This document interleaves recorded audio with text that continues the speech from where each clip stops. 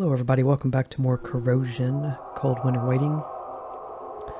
So I was kind of searching around, trying to figure out what to do, waiting on this door, and it's still not opening yet.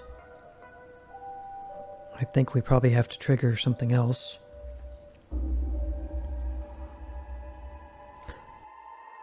And yeah, this is interesting because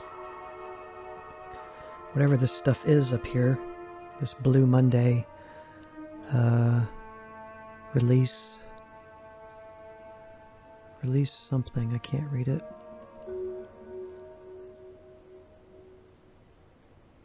Candidate something.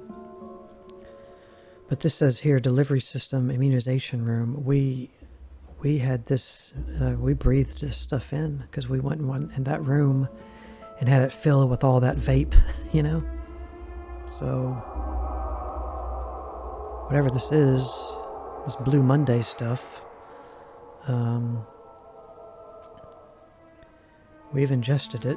So, I was trying to figure out what to do, and I had to consult the guide again because I couldn't figure out what to do or where to go.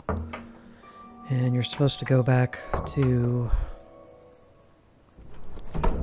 the processing room here, and you're supposed to look up Donald Wolf. Now that you know his last name, you're supposed to search for him, and then you get a bunch of information here. 2 pages worth, looks like. Okay, News City Archive, established 1988. Second tragedy for millionaire pharmaceutical boss.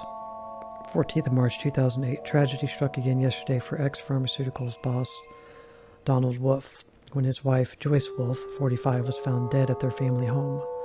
No further details have been officially released. However, a source to the family has told City News that Miss Wolf was found in the bathtub with her wrists blank and an apparently successful blank.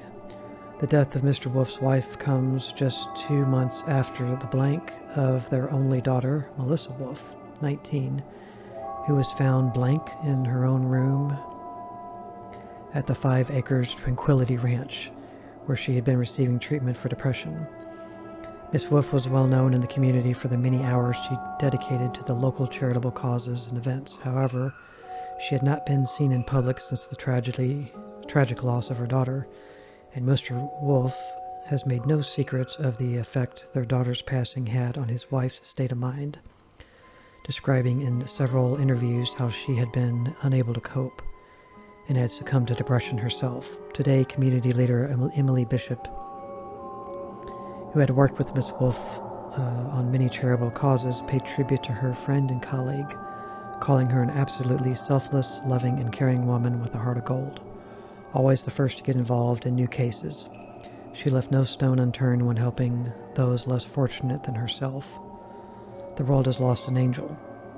This terrible tragedy is likely to add even more fuel to Miss Wolf's case against 5 Acres Tranquility Ranch, which he has described as nothing more than a cult designed to prey on the trust and faith of vulnerable and sick people and deprive them of all their worldly possessions with the false hope of a better life. Speaking at the time of his daughter's blank, Mr. Wolf stated that the 5 Acres Tranquility Ranch had stolen their daughter from them. He went on to reveal that neither he nor his wife had spoken to Melissa since she had taken up residence at the ranch, and that contacting her was harder than contacting the president. It is believed Melissa became involved with the ranch located on a vast estate just outside the city through a local self-help group set up to offer support to young people suffering with depression.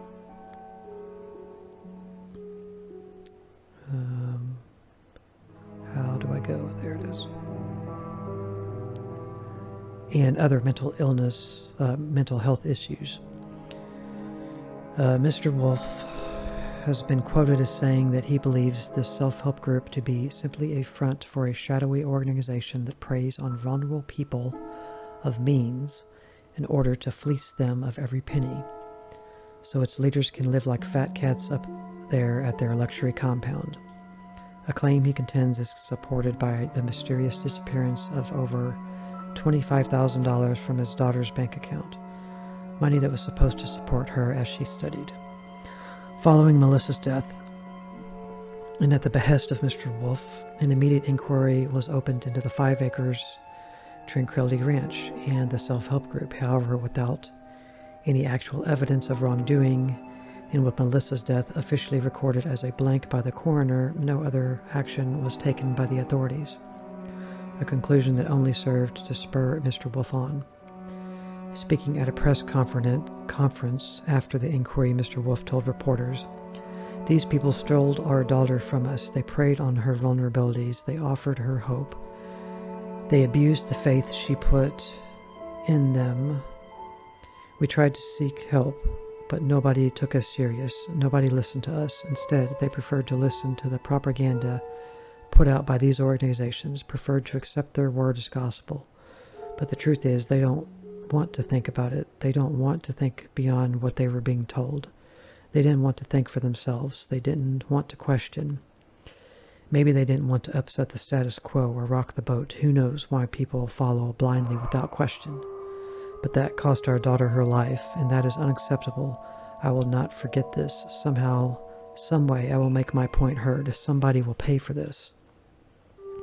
It is not known what Mr. Wolf's plans were or how this most recent development will affect them. Okay.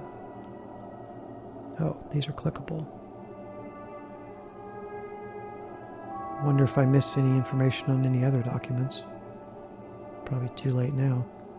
It's not too late, but I don't want to dig back through, and I don't know if any of these are clickable or anything below, but these are.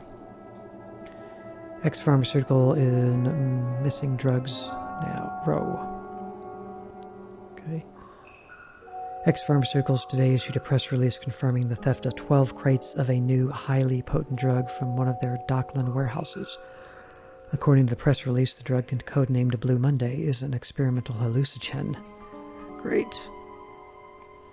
Which, when injected or inhaled, renders the user highly susceptible to suggestion and can in fact alter their perceptions and reality. So there you go.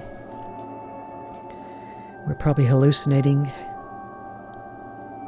that thing or whatever that was chasing us. Or it could have been like a normal person that we were perceiving to be a monster. Part of the drug's unique experimental nature is the fact that it plays on the user's individual fears and worries and alters their perceptions accordingly, causing them to see, hear, feel, smell, and even taste things that are not real, leading them to erratic and possibly dangerous behavior. Anti-drug campaigners have called for the global pharmaceutical company to be heavily fined for this security breach, stating that the threats posed should this drug make it to the street cannot be overestimated. Local police are investigating and have given this case their highest priority. However, no arrests have yet been made. Ex-pharmaceutical boss sells up and ships out. There's only one page on that last one, right? Yeah.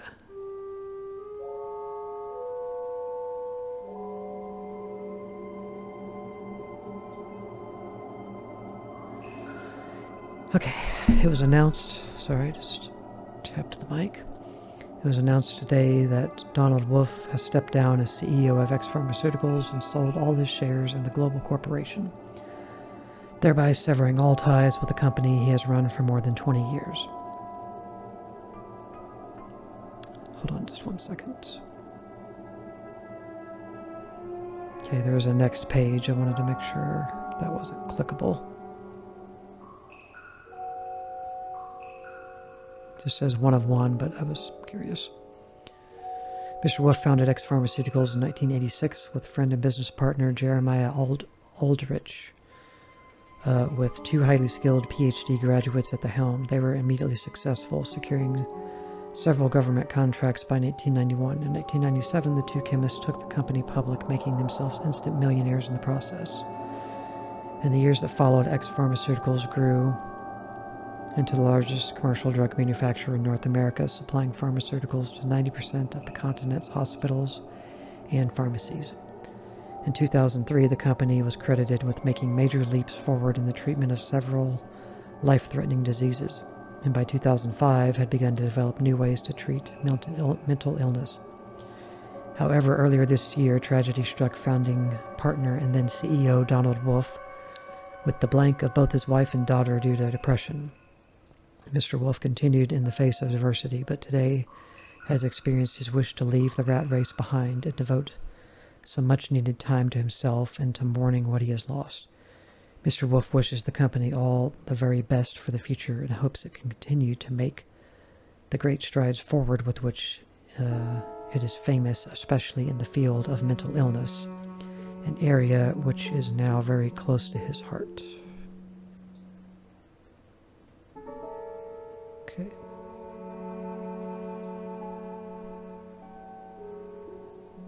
Right. Let's make a save.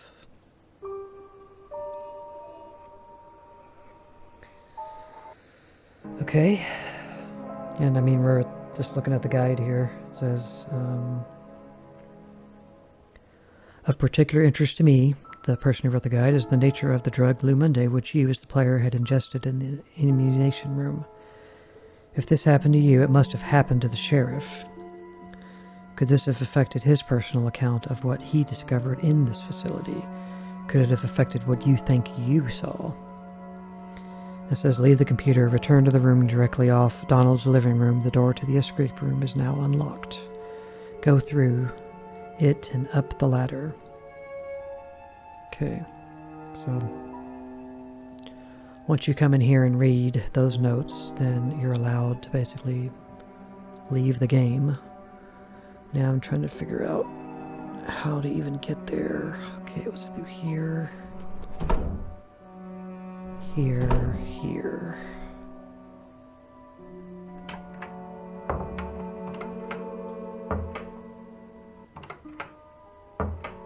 Yep, it's green now.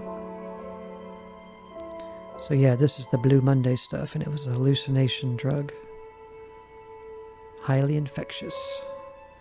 Either injected or breathed in. So this is the breathed in version. Alright, let's go through the door.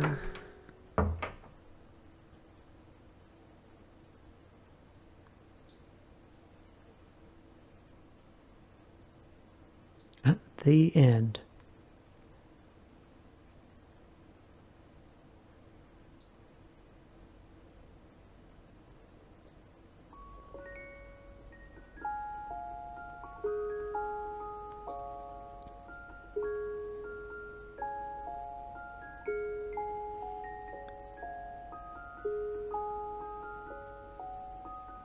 Daniel Lee Peach, so probably a one-person developer, basically.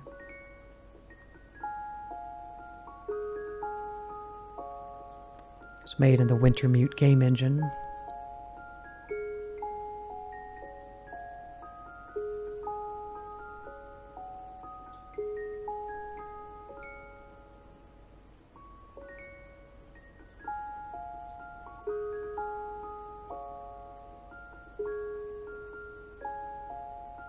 This song that's playing,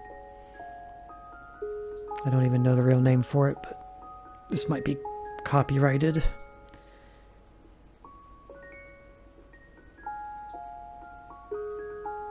Try to leave it in if I can. If I can't, then you just won't hear any music right now.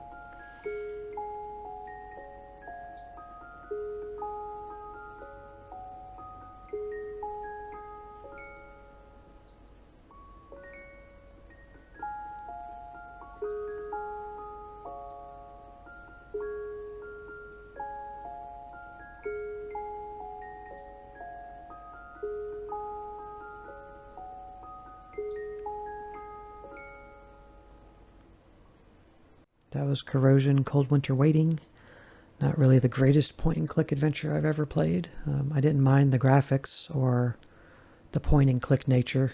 I just found the story a little convoluted, the notes a little overpacked with information. A lot of the areas did look very, very similar in a lot of respects. The puzzles were a little out there, but I can't supremely fault it for that. But the lack of direction in some situations was forcing me to have to use a guide, and I'm sure made a lot of other people have to use a guide instead of just being able to intuitively figure out where you needed to go, like, you know, picking up a certain item or entering a certain room or reading a certain note could possibly trigger a locked door to just unlock, or another item that you need for progression to just appear somewhere. So I didn't think that was very fair to the player on a gameplay side, but, you know, this was probably made by one guy, and it was probably his first, you know, game that he released. So can't fault him for that. But thank you very much for watching this game, guys. I appreciate it very much. I hope you got some enjoyment out of it. I got some enjoyment out of it. I'm glad I did finish it and come back to it to finish it. So thank you very much for watching. After you finish this, please check out the community tab shortly thereafter this is released, and look at the series speculation that I'll post for the next game to come out in the next few days, where I'll post a little screenshot image to kind of give you a little guess the game hint at what's coming in the next playthrough. And if you like what I'm doing, please subscribe if you haven't. I'm going to keep pushing out as much content as I can, and I'm able to. I have plenty of games and plenty of stuff I want to show. So subscribing will really help me and help the channel as it continues to grow. So thank you, and I will see you in the next game. Bye.